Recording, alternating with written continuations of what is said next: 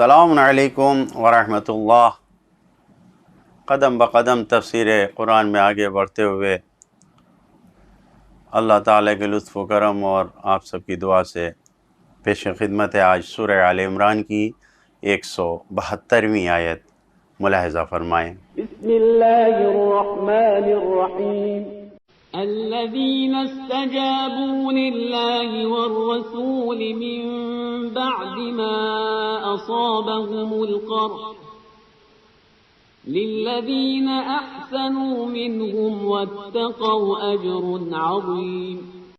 یہ صاحبان ایمان ہیں جنہوں نے زخمی ہونے کے بعد بھی خدا اور رسول کی دعوت پر لبیک کہی، ان کے نیک کردار اور متقی افراد کے لیے نہایت درجہ اجر عظیم ہے۔ کفار قریش جنگ احد میں کامیابی کے بعد جب مکہ واپس پلٹ رہے تھے تو راستے میں انہیں یہ خیال آیا، ان کے ذہنوں میں یہ فکر آئی، کیوں نہ مدینے واپس جا کر تمام مسلمانوں کا کام تمام کر دیا جائے اور اس طریقے سے اسلام کا نام ہی مٹ جائے گا، اسلام ختم ہو جائے گا۔ اور یہ سوچ کر وہ واپس آنے کے ارادے سے پلاننگ کرنے لگے۔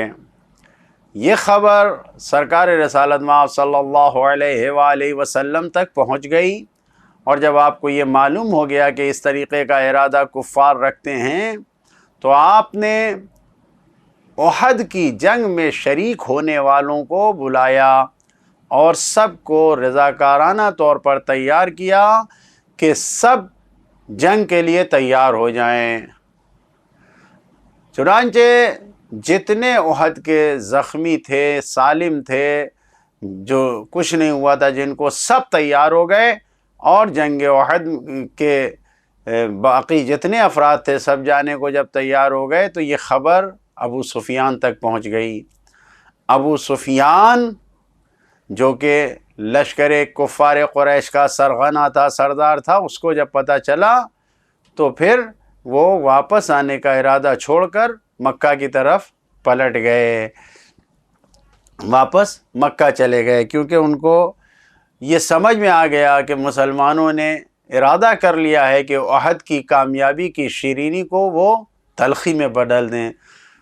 ابو سفیان نے یہ سوچا کہ یہ تو طاقتور نئی طاقت، نیا لشکر، نئی فوج آ گئی ہے، اور ابھی مسلمان نئی طاقت کے ساتھ آ گئے ابھر کے، تو ہم مقابلہ نہیں کر پائیں گے اور ہماری جیت کی شیرینی مٹھاس سب ختم ہو جائے گی، لہٰذا سب واپس چلے گئے۔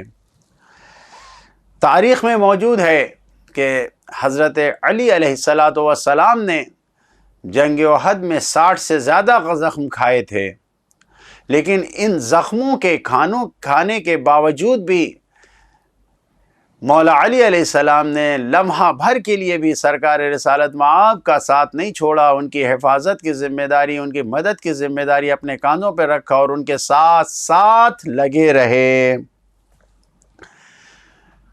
لہٰذا تفسیر کنز الدقائق میں یہ روایت موجود ہے کہ یہ آیت مولا علی علیہ السلام اور آپ کے ساتھ دوسرے 9 افراد جو اس عمل میں تھے، جنگ احد میں باقی بچے تھے، ان کے لیے نازل ہوئی ہے۔ سورہ مبارک آل عمران کی یہ 172 نمبر آیت مولا علی علیہ السلام اور باقی 9 افراد کے لیے نازل ہوئی ہے۔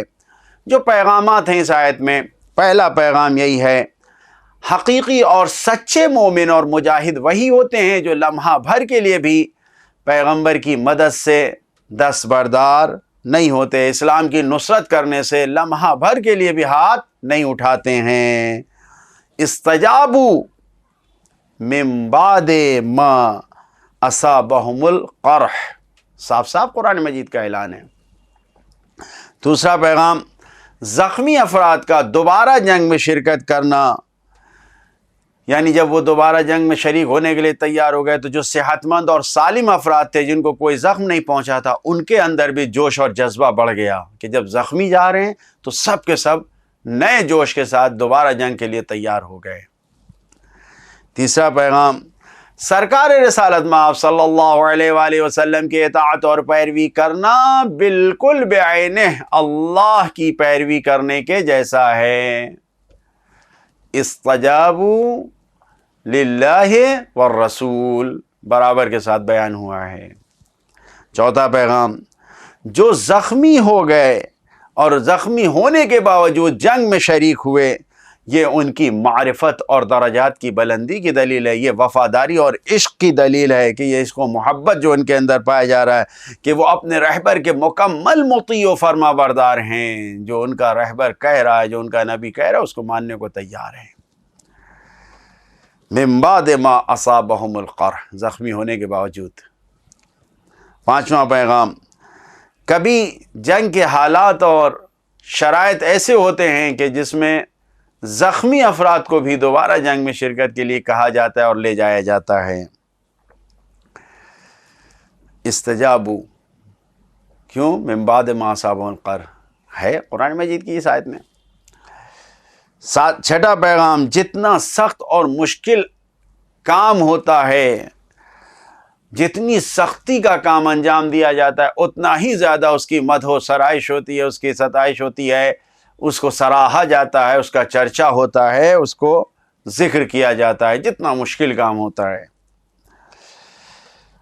میدان جنگ میں حاضر ہونا یا زخمی ہو جانا اگر تقوی کے ساتھ ہو تو قابل قبول، قابل قدر و قیمت، با ارزش عمل ہے، بغیر تقوی کے نہیں۔ آٹھواں پیغام، پیغمبر اکرم صلی اللہ علیہ وآلہ وسلم کے بعض صحابیوں نے جنگ میں شرکت کرنے کے باوجود بھی تقوی نہیں اختیار کیا تھا، اپنے آپ کو تقوی سے دور رکھا تھا۔ للذین احسنوا واتقوا، بتایا جا رہا ہے کہ ایسے بھی تھے کچھ جنہوں نے قبول نہیں کیا تھا۔ نواں پیغام، ایسا سپاہی، ایسا جنگجو قابل قدر ہے جس کے اندر تین باتیں پائی جاتی ہوں جو اس آیت سے نکل رہی ہیں۔ پہلی بات، جو کبھی بھی جنگ سے تھکتے نہیں ہیں، خستہ حال نہیں ہوتے ہیں، تھکتے نہیں ہیں کبھی بھی جنگ سے، ہمیشہ جنگ میں جانے، یعنی زخمی ہونے کے باوجود بھی جنگ میں جانے کے لیے تیار ہوتے ہیں۔ دوسری بات، نیکی کرنے والے ہوتے ہیں، ہمیشہ نیکی کے لیے سوچتے ہیں، للذین احسنوا منہم، یعنی جو نیکی کرنے والے ہوتے ہیں۔ اور تیسری بات، اللہ اور رسول کے فرما بردار ہوتے ہیں، کبھی بھی ان کے نافرمانی نہیں کرتے ہیں، جو سچے مجاہد اور جنگجو ہوتے ہیں۔ عملی زندگی کے لیے ایک خاص پیغام اس آیت سے مل رہا ہے کہ ہمیشہ زندگی میں نیک کام کے لیے قدم بڑھائیں، خواہ زخمی ہونا پڑے، خواہ شہادت اور جان دینا پڑے۔ زندگی کی کامیابی یہی ہے کہ انسان پورے وجود سے اپنے آپ کو خدا کے لیے پیش کر دے۔ خدایا ہمیں اپنی راہ میں شہید ہونے کی سعادت نصیب فرما۔ والسلام علیکم ورحمۃ اللہ وبرکاتہ۔